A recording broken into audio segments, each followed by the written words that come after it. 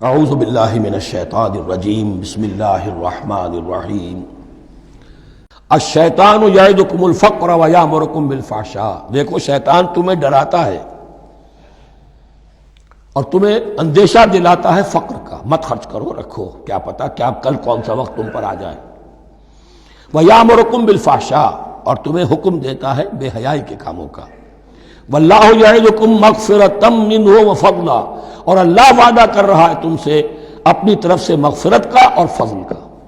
اب دیکھ لو، رخ روشن کے آگے شمع رکھ کر وہ یہ کہتے ہیں ادھر جاتا ہے دیکھیں یا ادھر پروانہ جاتا ہے۔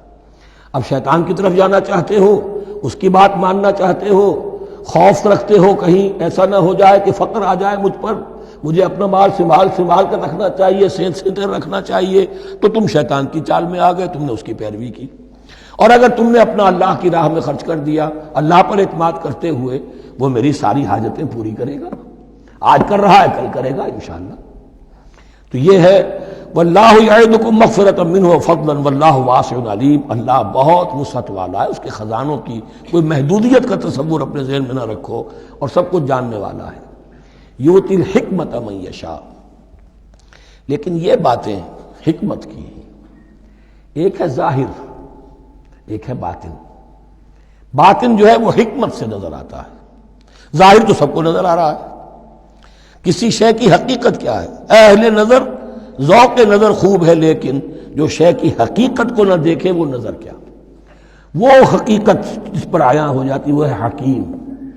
اور حکمت اصل میں نام ہے انسان کے عقل اور شعور کی پختگی کا۔ جب محکم ہو گئی عقل، اس کا شعور پختہ ہو گیا، استحکام اسی سے بنا ہے حکمت۔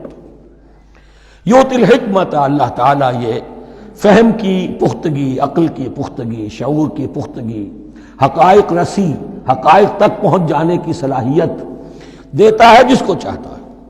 وَمَن یُؤْتَ الْحِکْمَةَ فَقَدْ أُوتِیَ خَیْرًا کَثِیرًا، اور جسے حکمت دے دی گئی اسے تو خیر کثیر عطا ہو گیا، اس سے بڑا تو خیر کوئی اور ہے ہی نہیں۔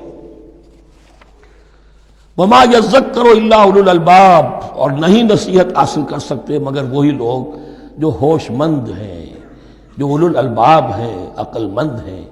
لیکن جو دنیا پر ریجھ گئے ہیں، جن کے سارا دلی اطمینان اسی پر ہے کہ کافی ہے، بینک بیلنس بھی ہے، یہ بھی ہے، وہ بھی ہے، اتنے سٹاکس بھی ہیں، اتنا یہ بھی ہے، اتنا ہمارا جو ہے وہ جو بیلنس شیٹ آئی ہے اس کے ایسیٹس یہ ہیں، اگر اسی پر سارا بھروسہ اور اطمینان ہے تو ظاہر بات ہے وہ اولو الالباب نہیں ہے۔ وَمَا أَنفَقْتُم مِّن نَفَقَةٍ أَوْ نَذَرْتُم مِّن نَذْرٍ، اور جو بھی کچھ تم خرچ کرتے ہو، جو بھی نفقہ، جو بھی خیرات تم دیتے ہو، اور نظر تم من نظرین، اور یا جو بھی نظر تم دیتے ہو اللہ کے نام پر، منت مانگتے ہو، فإن اللہ یعلم، اللہ تعالیٰ اس سب کو جانتا ہے۔ وما للظالمین من انصار، اور یقیناً ظالموں کے لیے کوئی مددگار نہیں ہوں گے۔ ان تبدوا الصدقات فنعما ہی، صدقات کو تو اگر تم کھل کر اعلانیہ دو تب بھی ٹھیک ہے، اور خاص طور پر زکوٰۃ کا تو معاملہ اعلانیہ ہے ہی ہے۔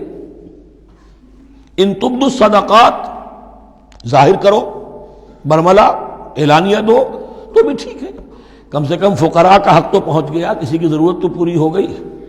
وَإِن تُخْفُوهَا، لیکن اگر تم انہیں چھپاؤ، اب یہ ہوگا صدقات نافلہ کے لیے۔ ایک جو صدقات جو ہیں کہ جو لازماً دینے ہیں واجبہ، ان کو تو ان کے لیے اخفاء نہیں ہے، یہ دین کی حکمت کو ذہن میں رکھیے۔ فرض عبادات اعلانیہ ادا کی جائیں گی۔ یہ وسوسہ بھی شیطان بہت سے لوگوں کے دلوں میں ڈال دیتا ہے کہ کیا 5 وقت جا کے مسجد میں نماز پڑھنی ہے، لوگوں پر اپنے تقویٰ کا روب گانٹھنا چاہتے ہو، گھر میں پڑھ لیا کرو۔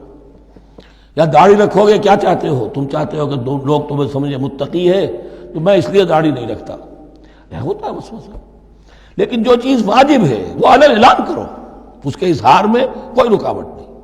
ہاں جو صدقات نافلہ ہیں، جو نماز نفل ہے، اسے چھپا کر کرو، اس کا اظہار بہت بڑا فتنہ ہوتا ہے، نفل عبادت کا اظہار بہت بڑا فتنہ ہے۔ وَإِن تُخْفُوهَا، اگر چھپاؤ، وَتُؤْتُوهَا الْفُقَرَاءَ، اور تم وہ ضرورت مندوں کو دے دو، فَهُوَ خَيْرٌ لَكُمْ، وہ تمہارے لیے بہت بہتر ہے۔ اب دیکھیے خیر لکم کہا، یہ تمہارے لیے بہتر ہے۔ پہلے کہا تھا ظاہر کر کے دیتے ہو فنعما ہی، وہ بھی ٹھیک ہی ہے، اس لیے کہ فقراء کا حق تو چلیے ادا ہو گیا، کچھ نہ کچھ مل تو گیا، خسیس کے اور کنجوس کے مال میں سے کچھ نکلا تو صحیح۔ ان تبدوا الصدقات فنعما هي وان تخفوها وتؤتوها الفقراء فهو خير لكم ويكفر عنكم من سيئاتكم، اور اللہ تعالیٰ دور کر دے گا تم سے تمہاری برائیوں کو۔ واللہ بما تعملون خبیر، اور جو کچھ تم کر رہے ہو اللہ تعالیٰ اس سے باخبر ہے۔ صدق اللہ العظیم۔